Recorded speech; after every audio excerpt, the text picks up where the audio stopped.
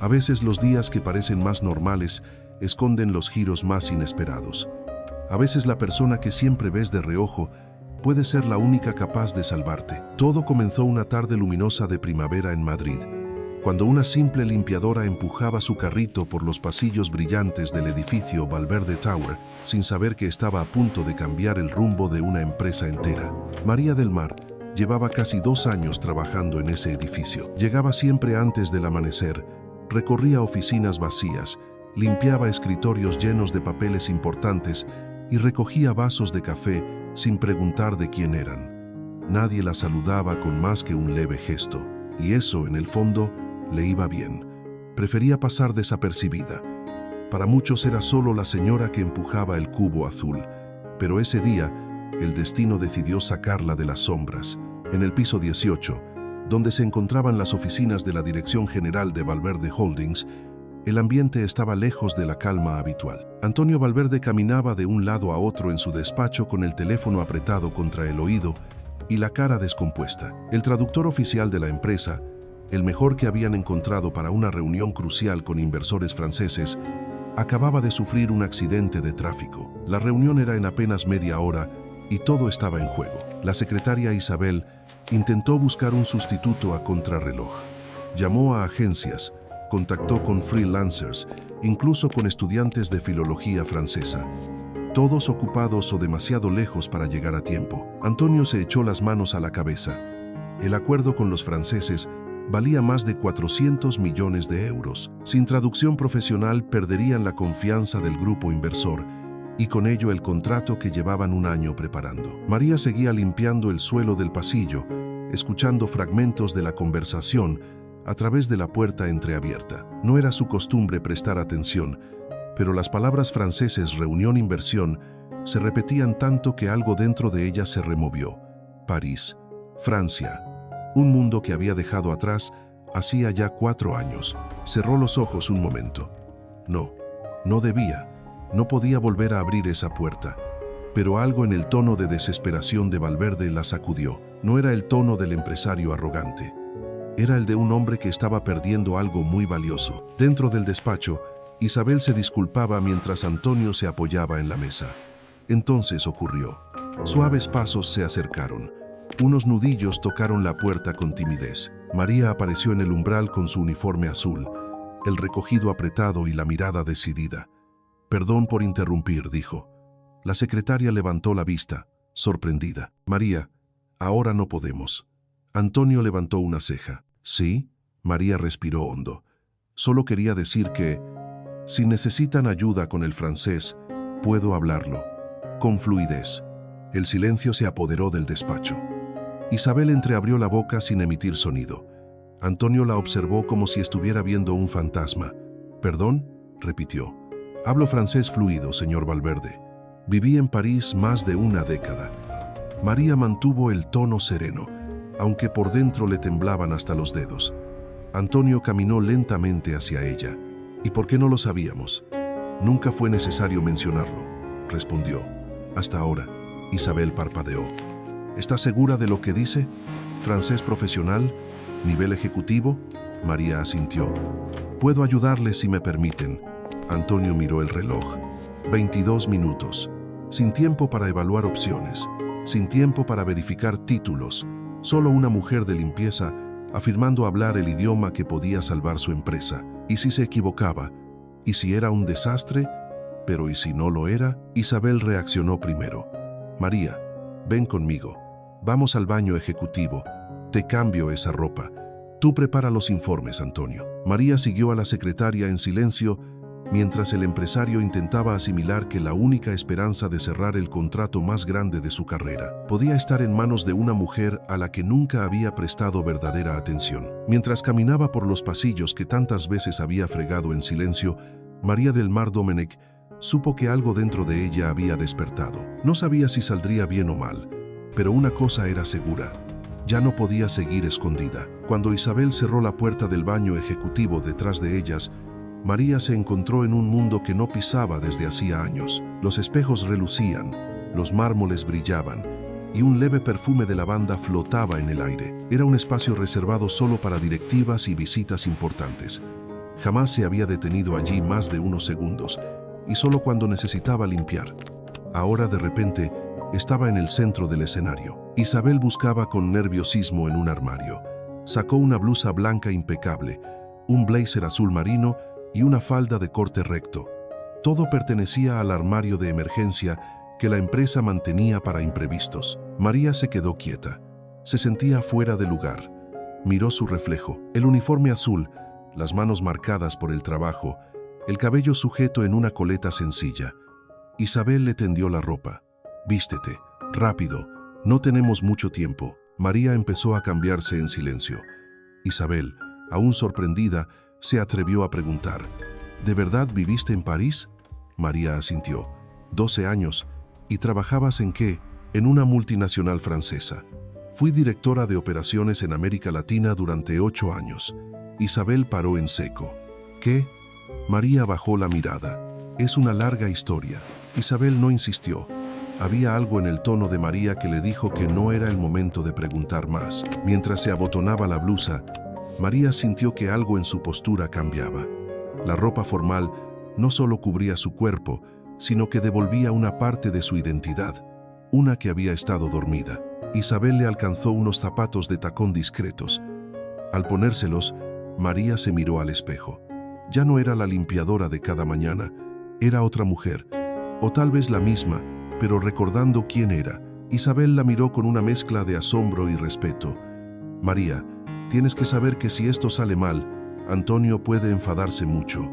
«Lo sé», respondió ella, «pero si no hago nada, perderá el contrato de todas formas». Isabel asintió. «Hay algo en ti hoy que da confianza». María respiró hondo. «Necesito 5 minutos sola, por favor». Isabel dudó, pero obedeció. María se sentó en el sillón de cuero y cerró los ojos. Volvió mentalmente a su apartamento en el distrito 16 de París, a las reuniones en torres de cristal, a los pasillos llenos de ejecutivos. Recordó a Jean-Claude Duroc, siempre elegante, siempre exigente. Conocía a esos hombres. Sabía lo que esperaban. Sabía cómo pensaban. Había caminado entre ellos con seguridad. Tenía que recuperar esa versión de sí misma. Fuera del baño, Antonio estaba perdiendo la paciencia. Julián intentaba sugerir soluciones. Lucía proponía posponer la reunión. Nada parecía convencerle. Isabel salió del baño y se acercó. «Antonio, tengo que decirte algo». María fue directora de operaciones en Michelin durante 8 años. Antonio se quedó helado. «¿La misma María que limpia nuestros despachos?» «Sí». Dijo que manejaba contratos millonarios y que negociaba con empresas francesas de alto nivel. Tal vez deberías confiar en ella». Antonio no sabía qué pensar.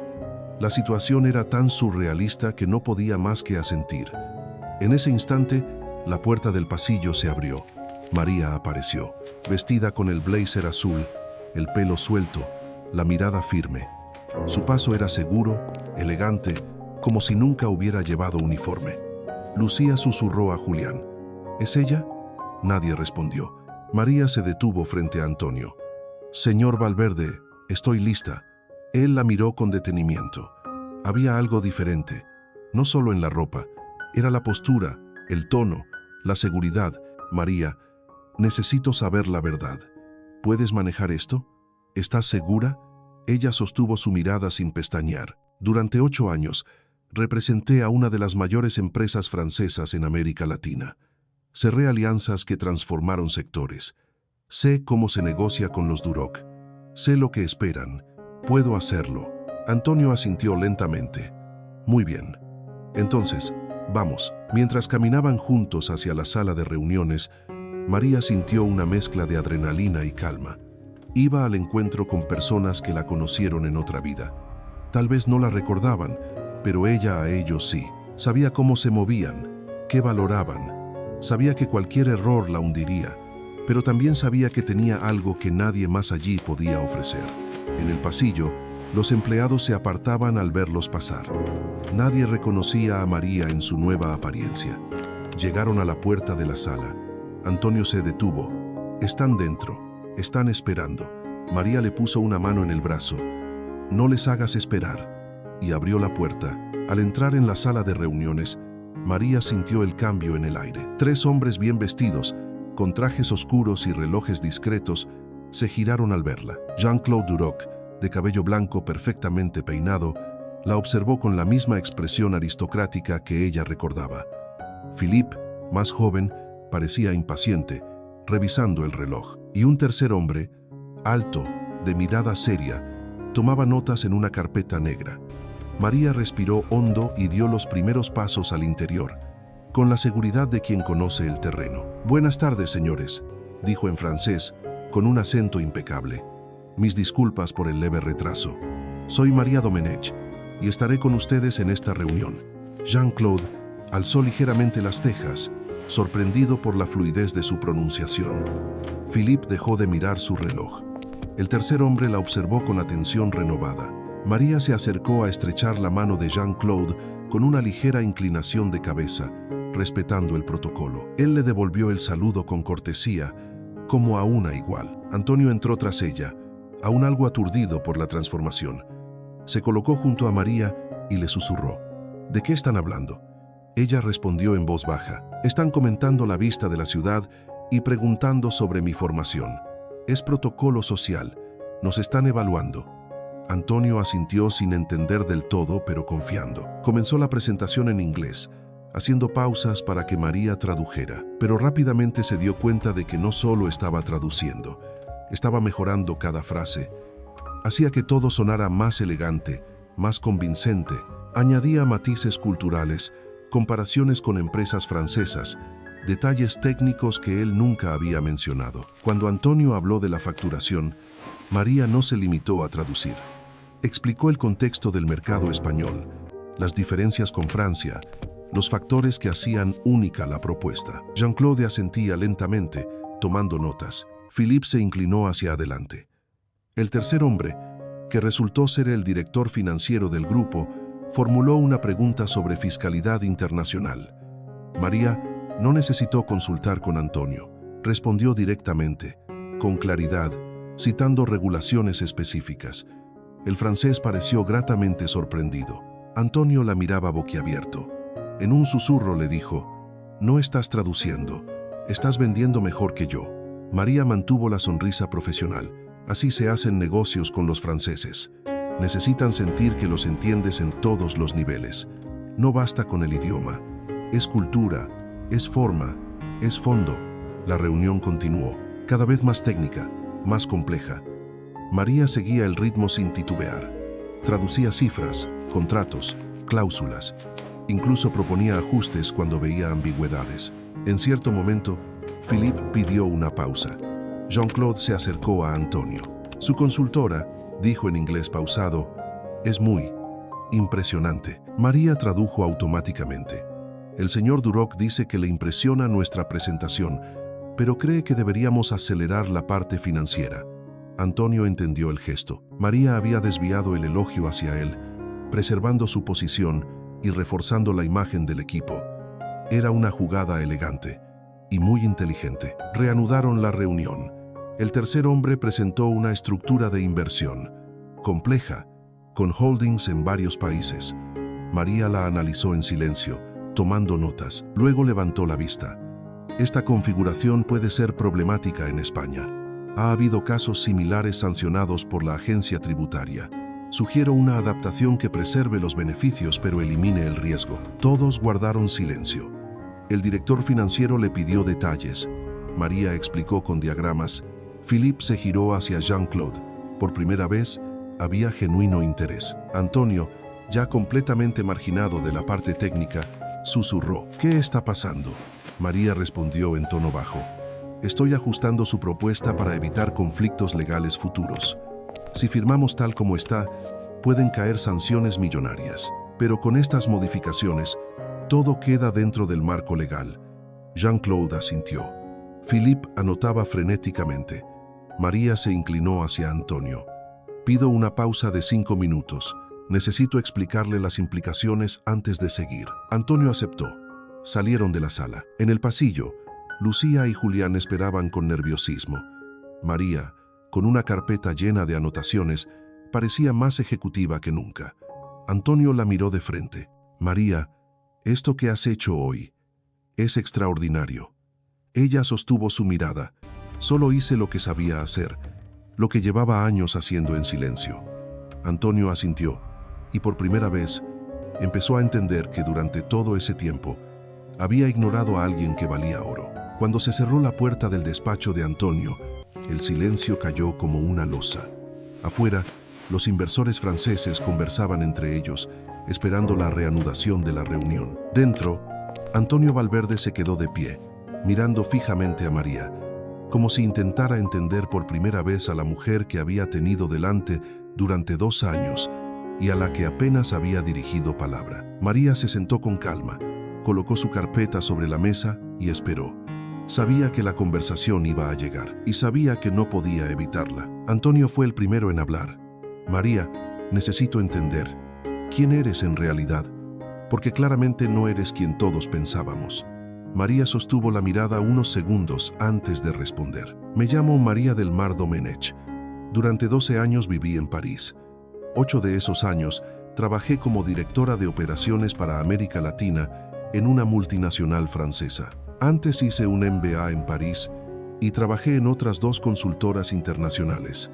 Hizo una pausa. Eso fue antes de que todo se viniera abajo. Antonio se sentó lentamente. ¿Qué ocurrió?, preguntó con una voz más suave. Mi esposo, François, fue arrestado por evasión fiscal y lavado de dinero. Yo no sabía nada, pero como compartíamos cuentas, fui incluida en la investigación. Aunque se demostró mi inocencia, el escándalo acabó con mi reputación en una sola noche. La prensa fue implacable. Ninguna empresa quiso contratarme. Tuvimos que vender todo y regresé a España con mi hijo, sin trabajo, sin ahorros, sin contactos. Antonio asintió lentamente, sin interrumpir. Intenté buscar empleo en mi campo, continuó María.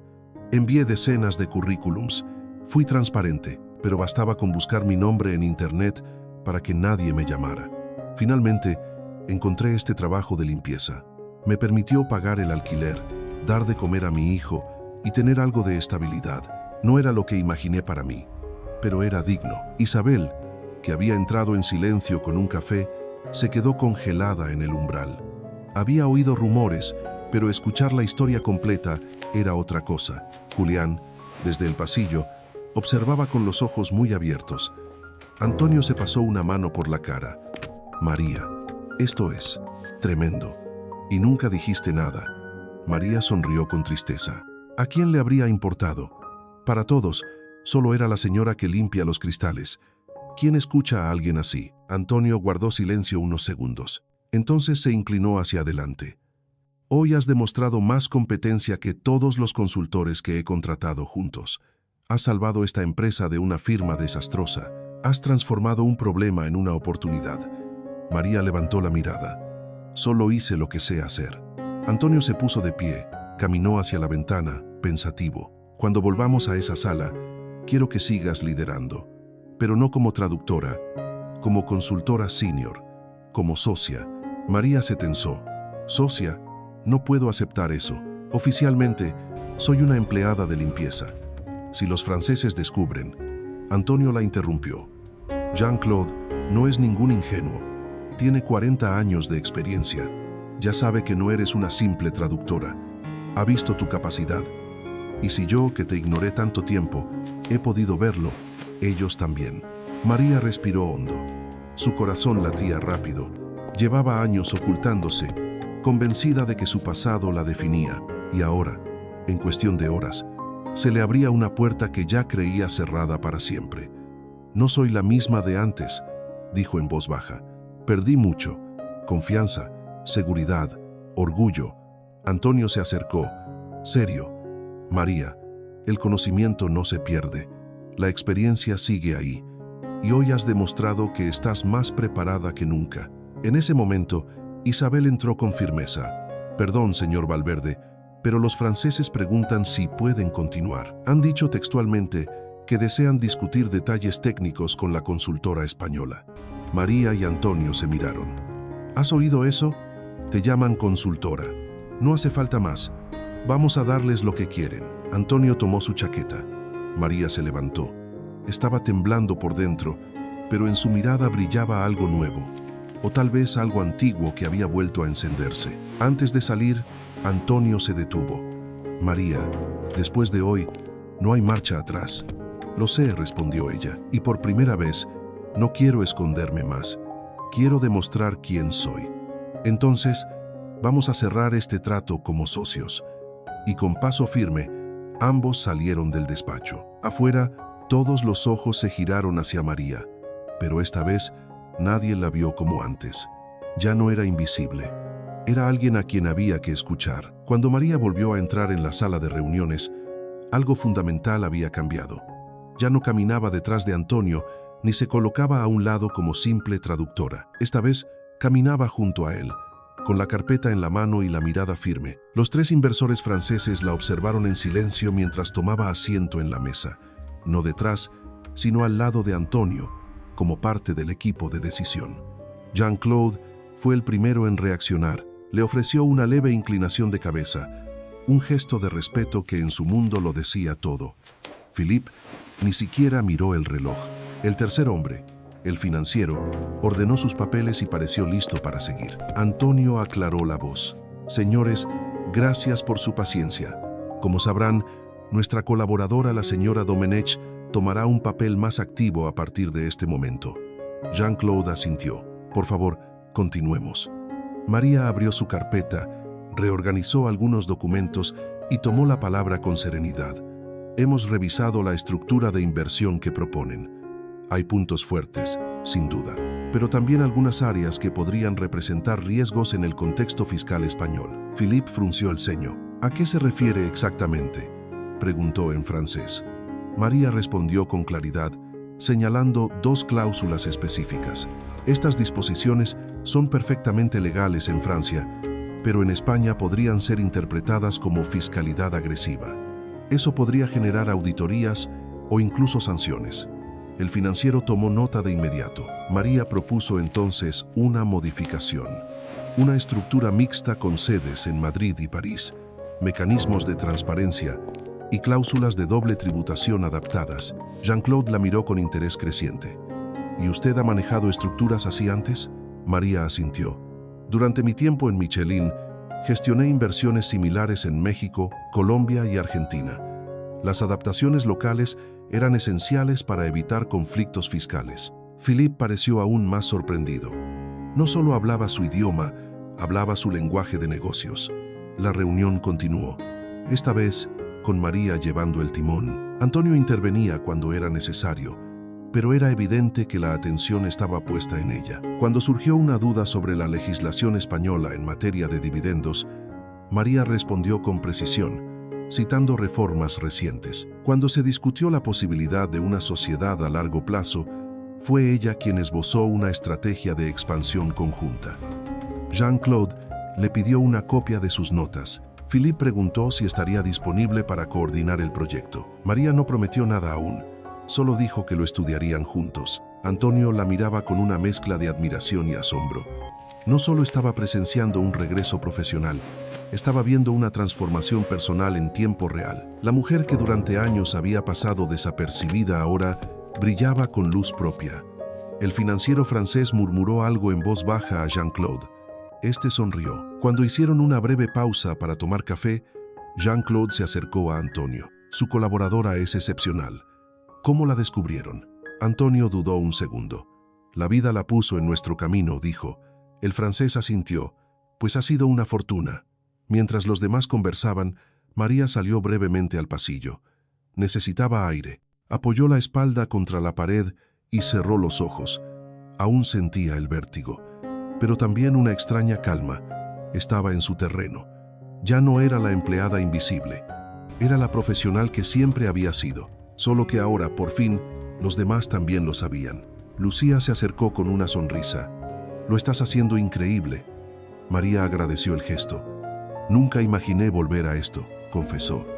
«Y sin embargo, aquí estás», dijo Lucía, de vuelta y más fuerte. María miró el reloj. Aún quedaba parte de la reunión, pero algo dentro de ella sabía que, pasara lo que pasara, ya había ganado algo mucho más valioso.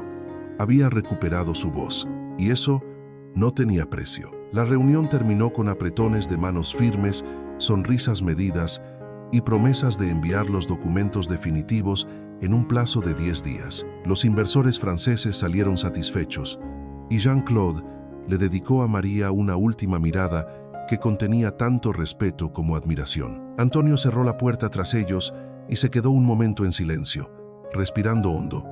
Luego miró a María y dijo con voz decidida: «Ven a mi despacho, tenemos que hablar». El ambiente en la oficina había cambiado. Los rumores corrían por los pasillos, las miradas se cruzaban, y aunque nadie decía nada en voz alta, todos sabían que algo muy grande acababa de ocurrir. En el despacho, Antonio se sirvió un café, ofreció otro a María y se sentó. Ella aceptó en silencio, aún procesando el torbellino de emociones que llevaba dentro. «María, lo que hiciste hoy no tiene nombre. Salvaste esta empresa. Y no solo eso, la llevaste un paso más allá. Me atrevo a decir que nadie, absolutamente nadie, en esta oficina podría haber hecho lo que tú hiciste». María bajó la vista, algo incómoda. «Solo hice lo que sabía hacer, lo que siempre he sabido hacer». Antonio la miró con seriedad. «Y por eso quiero hacerte una propuesta. Formal, clara. Quiero que seas mi socia».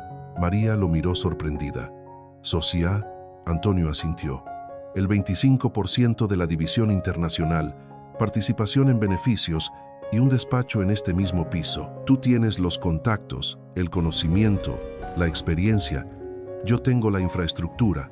Juntos podemos hacer de esta empresa algo mucho más grande». María dudó.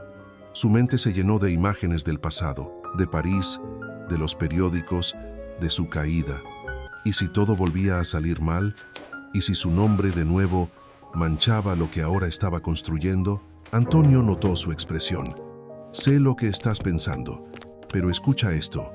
Hoy los franceses no vieron tu pasado, vieron tu capacidad, vieron tu talento». María suspiró. «¿Y si los medios lo descubren? ¿Y si arrastran todo lo que hemos logrado?». Antonio se levantó y se acercó a la ventana. «María, ¿tienes miedo?». Ella tardó en responder. «No exactamente miedo, pero sí preocupación. Todo esto es mucho». En ese momento, su teléfono vibró. Era Sergio. María lo miró unos segundos y luego contestó: «Hola, hijo, ¿todo bien?». La voz de Sergio era alegre. «Mamá, me han dicho en la facultad que tú saliste en una reunión internacional como traductora estrella o algo así. ¿Es verdad?». María sonrió. «Más o menos. He tenido un día largo». Sergio bajó la voz. «Estoy orgulloso de ti. Siempre lo he estado. Solo quería decirte eso». María cerró los ojos un instante. «Gracias, hijo. Hablamos luego». Colgó y dejó el teléfono sobre la mesa. Antonio la observaba. «¿Todo bien?». Ella asintió. «Él te da fuerza, ¿verdad? Toda la del mundo. Entonces úsala, porque tú no eres la mujer que se escondía detrás de un cubo de limpieza. Eres la que hoy cambió el rumbo de una empresa». María lo miró fijamente. «Está bien, acepto, pero con 3 condiciones». Antonio alzó una ceja. «Te escucho». «Primera, quiero revisar los salarios del personal de limpieza y mantenimiento. No es justo lo que ganan». «Segunda, quiero crear un programa de becas para hijos de empleados. La educación cambia vidas». «Y tercera, quiero una semana para entrenar a mi sustituta. No quiero dejar el trabajo a medias». Antonio la miró un segundo antes de reír. «Eres única, María». «Hecho. Las 3 condiciones». María se puso de pie. «Entonces, supongo que somos socios». Antonio le tendió la mano. «Bienvenida». Y esta vez, María la estrechó con seguridad. Sabía que aún quedaban desafíos por delante, pero por primera vez en mucho tiempo, sentía que tenía el control de su destino. Y eso, más que cualquier contrato, era el verdadero comienzo de su nueva vida. Pasaron apenas 3 semanas desde aquella reunión y, sin embargo, en Valverde Holdings parecía que había transcurrido un año entero. La oficina respiraba otro aire. El ascensor principal llevaba una nueva placa junto a los botones: Dirección Internacional, Despacho de M. Domenech. A muchos aún les costaba asociar ese nombre con la mujer que hasta hacía poco empujaba un carrito de limpieza, pero ya nadie lo decía en voz alta. El respeto se había instalado sin necesidad de discursos. María llegaba cada mañana a las 9, con traje sobrio, carpeta bajo el brazo y una taza de café, que se preparaba a ella misma en la sala común. No pidió secretaria, no aceptó trato especial. Su despacho estaba lleno de luz, sin lujos excesivos, y sobre su escritorio había una única foto enmarcada: su hijo Sergio, sonriendo con una mochila al hombro. El primer gran anuncio llegó un lunes. Antonio convocó a todo el personal.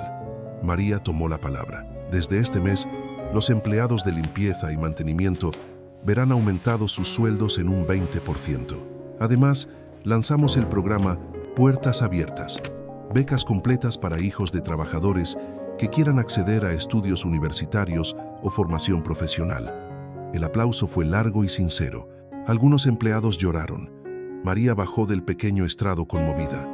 No buscaba reconocimiento, pero ver las miradas de gratitud le llenó el alma. Mientras tanto, el acuerdo con los franceses avanzaba a buen ritmo. María lideraba las reuniones, revisaba cláusulas y negociaba detalles. Su nombre comenzaba a sonar en otros círculos.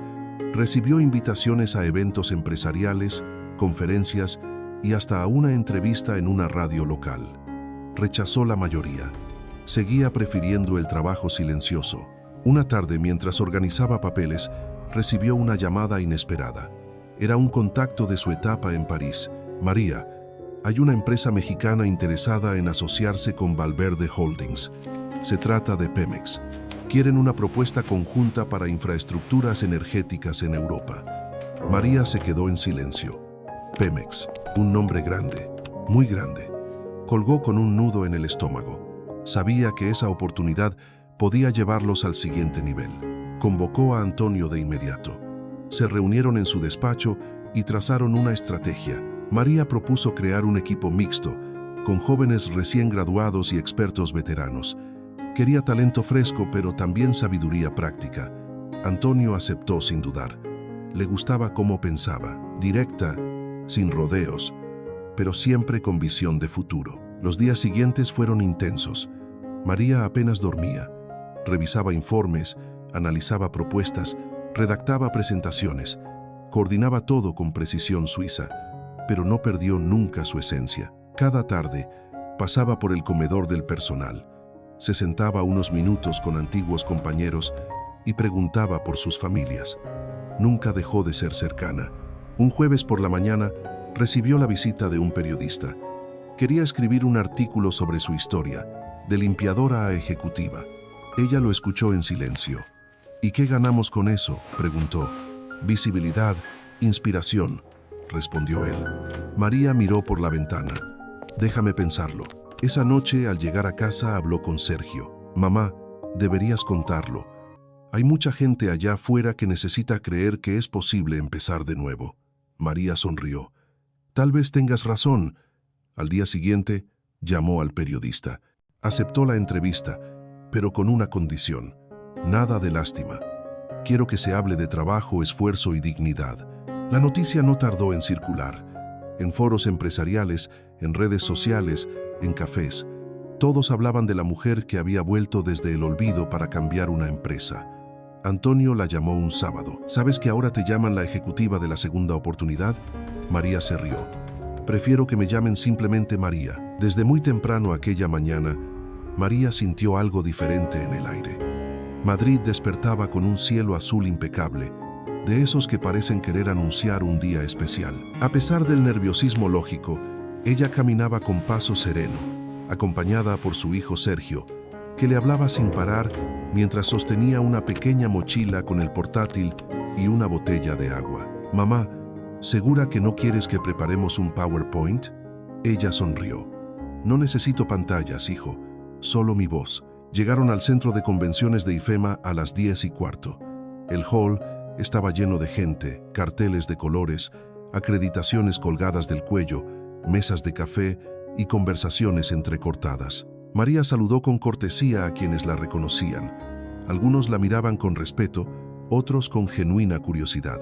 Era la primera vez que una antigua limpiadora, ahora ejecutiva, se presentaba como ponente principal en el Congreso Nacional de Negocios. Mientras tanto, Antonio Valverde revisaba notas en su asiento en primera fila. Llevaba un traje gris oscuro, discreto, y no dejaba de mirar su reloj. Junto a él estaban Lucía, Julián e incluso Isabel, que había decidido acompañarles con un vestido azul claro que combinaba con su orgullo. El ambiente era solemne, la expectación altísima. Poco antes del mediodía, una mujer subió al escenario y tomó el micrófono. Señoras y señores, con ustedes, María del Mar Domenech.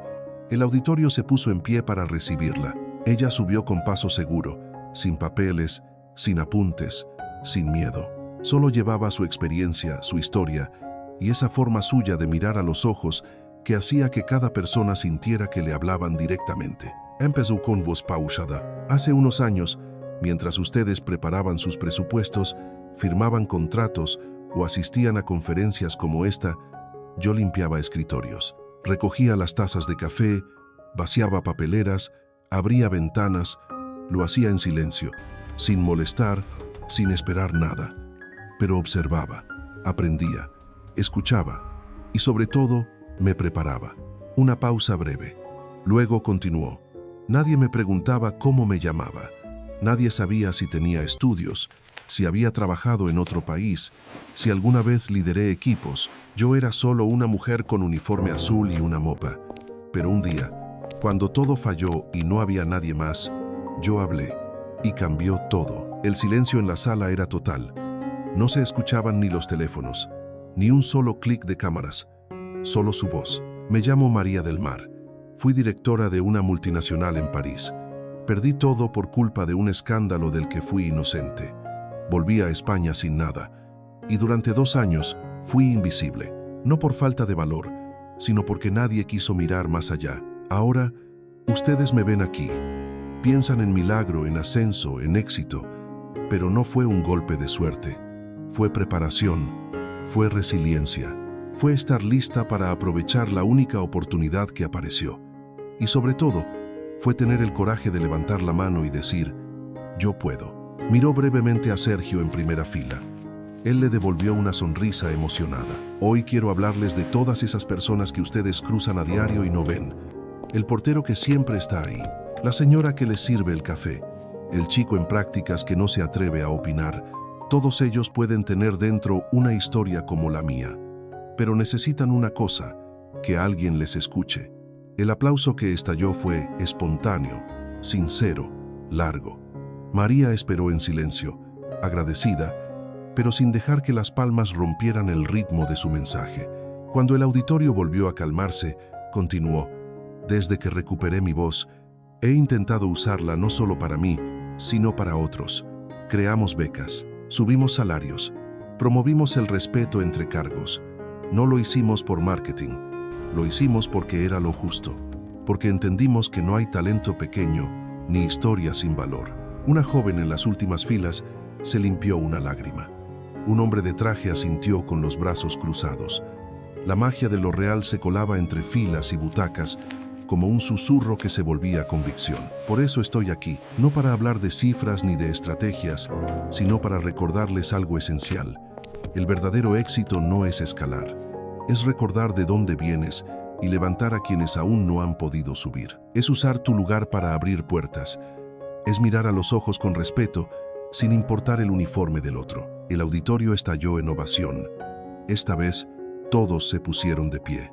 María cerró los ojos un momento, dejando que esa energía le abrazara. Luego bajó del escenario. Antonio la recibió con un abrazo. Sergio corrió a abrazarla también. Mamá, te aplaudieron todos. María acarició su rostro.